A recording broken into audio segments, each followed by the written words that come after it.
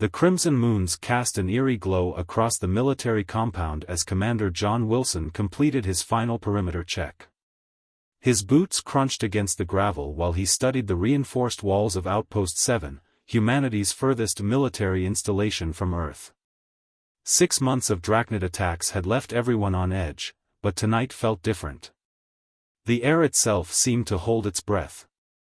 John's hand instinctively reached for his pulse rifle when movement caught his eye, a shadow where none should exist. Years of combat experience had honed his instincts, and they screamed danger. He spun around, weapon raised, only to find empty space. The attack came from above. A lithe figure dropped silently, moving with inhuman grace.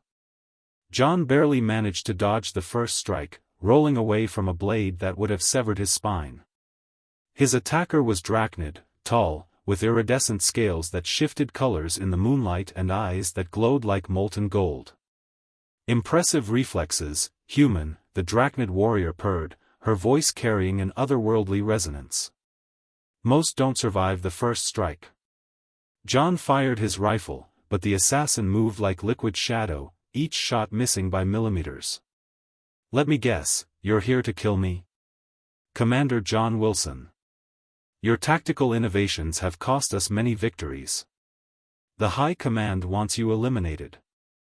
The Drachnid circled her prey, twin daggers gleaming. I am Keelara, and I will be your death. Their dance of death continued across the compound. John had never faced someone so skilled, it was like fighting water itself. But he noticed something odd. The Drachnid had multiple clear opportunities to land a killing blow, yet each time she hesitated for a fraction of a second. Why are you playing with me? John demanded, ducking under another strike. This isn't the Drachnid way. Something flickered in those alien eyes, doubt, confusion, or perhaps recognition. That moment of hesitation was all John needed. He slammed his rifle butt into Keelara's temple, sending the assassin crashing to the ground. Base security swarmed the area within seconds, weapons trained on the unconscious Drachnid. John's second-in-command, Lieutenant Marcus Reed, rushed to his side. Commander. Are you all right? I'm fine. John couldn't take his eyes off his would-be killer. But something's not right. She could have killed me at least 3 times. She's probably just toying with you. You know how they are, cold-blooded killers, the lot of them. But John wasn't convinced. He'd seen something in those alien eyes, something that challenged everything they thought they knew about the Drachnid. Have her secured in the high-security wing. Full restraints, but, he paused, remembering that moment of hesitation, make sure she's treated well. No, enhanced interrogation. Commander, with all due respect, she's an assassin dash.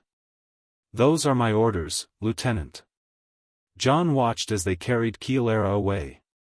Something tells me she might be more valuable to us alive than dead. As the adrenaline faded, John couldn't shake the feeling that this night had changed everything. The war, his understanding of their enemy, perhaps even his own destiny, all had shifted on this blood-red night beneath alien moons. He just hoped he hadn't made a terrible mistake by letting the assassin live. The interrogation room felt colder than usual as John studied the Drachnid assassin through the one-way glass. Keelara sat motionless in her restraints, her iridescent scales shifting between deep blues and violets. 3 days had passed since her capture, and she hadn't spoken a word. The brass is getting impatient, Commander, Lieutenant Reed said, handing John a data pad. They want results. Intelligence suggests the Drachnids are planning something big. John scrolled through the reports, his jaw tightening. And they think torturing her will help?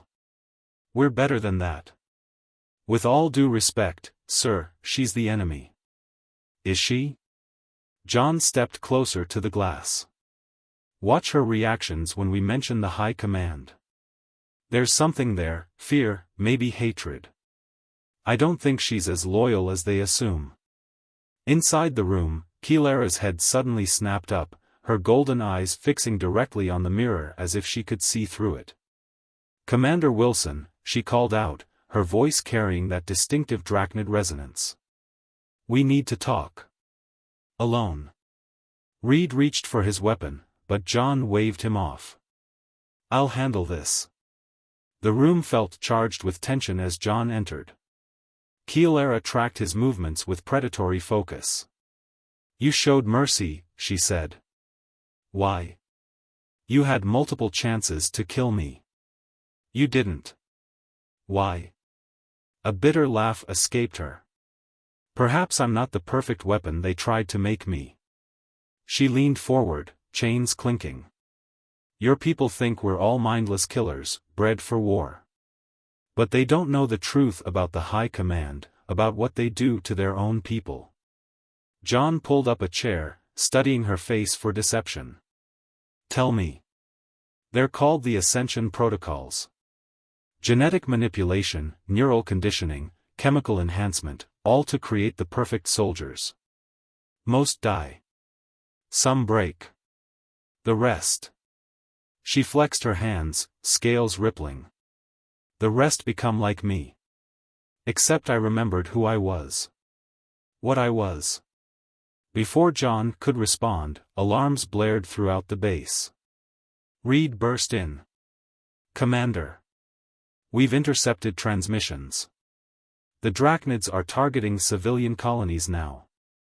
They're using some kind of new bioweapon." Keelara's scales paled to an ashen gray. "No," she whispered. "They're implementing Phase 2. Your colonies aren't the real targets, Commander. They're testing the weapon on their own civilian populations first, disguising it as human attacks." John felt the weight of command pressing down on him. If she was telling the truth, everything they thought they knew about this war was wrong. If she was lying, he was betraying every oath he'd sworn to protect humanity. "Prove it," he said finally. "Give me something I can verify." Keelara's eyes met his, and in them he saw the same haunted look he'd recognized on countless veterans. "Check orbital station K-419. That's where they keep the breeding records. The proof of what they've done to us. To their own people." She paused, scales shifting to a deep crimson. "But Commander, if you go there, they'll know it was me. And they'll send others. Better ones. Perfect ones." The alarms continued to wail as John made his decision. Everything in his training told him not to trust her. But his instincts, the same ones that had kept him alive through countless battles, told him she was telling the truth. "Reed, get me a secure channel to command. And..." He glanced at Keelara's restraints, "Get me the key to those chains. We're going to need her help." The war was about to change, and John knew he was crossing a line he could never uncross. But as he watched Keelara's scales slowly return to their natural hue, he realized some lines needed to be crossed to find the truth. The explosion rocked the entire base, throwing John against the wall of Keelara's holding cell. Klaxons screamed through the smoke-filled corridors as emergency lights bathed everything in pulsing red. "They're here for me," Keelara said, her scales shifting to combat black. "The perfect ones. They'll kill everyone to reach us." John made a split-second decision, unlocking her restraints. "Can you fight? Against them?" Her golden eyes met his. "Only with you." They moved through the base like shadows, John's tactical knowledge complementing Keelara's enhanced abilities. The attackers were unlike any Drachnid soldiers they'd encountered, emotionless, perfectly synchronized, their scales an unnatural chrome. "The final stage of the Ascension Protocols," Keelara whispered as they took cover. "They've stripped away everything that makes us individuals." The battle that followed was brutal. John watched in amazement as Keelara fought her own kind, her movements a deadly dance. Together, they pushed back the assault, protecting the evacuation of base personnel. In the command center, they discovered the truth. The attack wasn't just about Keelara, the base contained evidence of secret peace negotiations between moderate factions on both sides. The High Command couldn't let that information survive. "Your people aren't the only ones being lied to," Keelara said, treating a wound on John's arm. "This war serves those who profit from our hatred." As they prepared for the final wave of attackers, John realized he no longer saw an alien warrior beside him, he saw someone fighting for the same truth he was. Their eyes met in the chaos, and something unspoken passed between them. The line between enemy and ally had disappeared entirely. Now they were just two soldiers standing against a tide of manufactured hatred, their survival depending entirely on trusting each other. "Together?" John asked, checking his weapon. Keelara's scales shifted to match his uniform colors, a gesture of absolute trust in Drachnid culture. Together. Their future, and perhaps the future of both their species, would be decided in the next few hours. The real war was just beginning. The underground bunker 40 miles from the ruins of Outpost 7 had become their temporary sanctuary. John worked at a makeshift command center while Keelara analyzed stolen data from the base's computers. "Look at this," she called, projecting a hologram of shipping manifests. Weapons supposedly destroyed in battles being rerouted to private contractors. Both human and Drachnid corporations profiting from orchestrated conflicts. John studied the evidence. The same companies selling weapons to both sides. And these biochemical research facilities. He pointed to encrypted locations. Their joint ventures. "The High Command's Perfect Soldiers program is funded by your military contractors," Keelara revealed, her scales rippling with anger. "They're using my people as test subjects for weapons they plan to sell to the highest bidder." Their investigation was interrupted by a security alert. Someone had accessed their location. John reached for his weapon, but Keelara touched his arm. "Wait. I know this signature. It's Rendar, my clutch mate. She helped me break free from conditioning."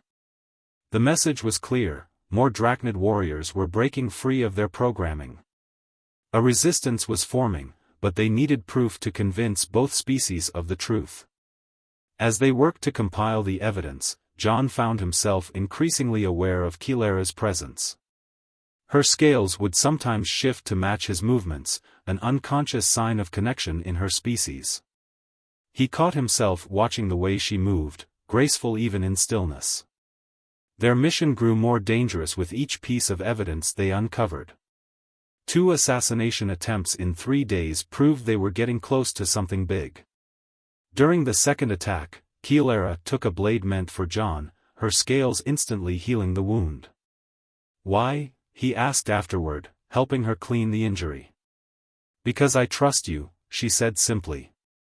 "And because what we're fighting for is bigger than our species' hatred." The moment stretched between them, charged with unspoken emotions.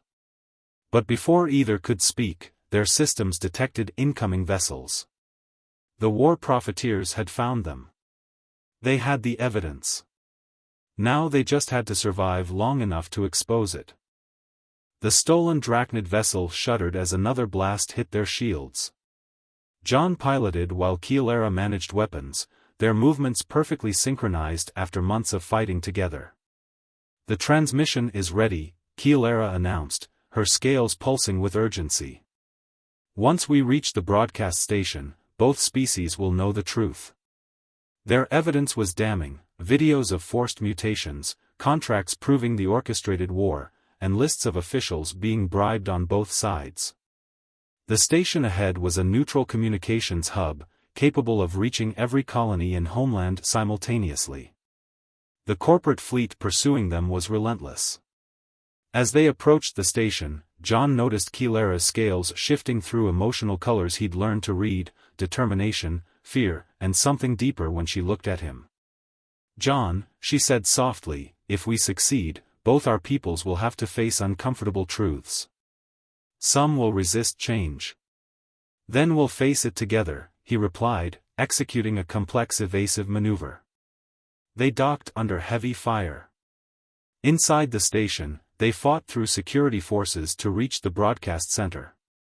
The evidence uploaded just as elite soldiers from both species breached the room. What happened next would be written in history books.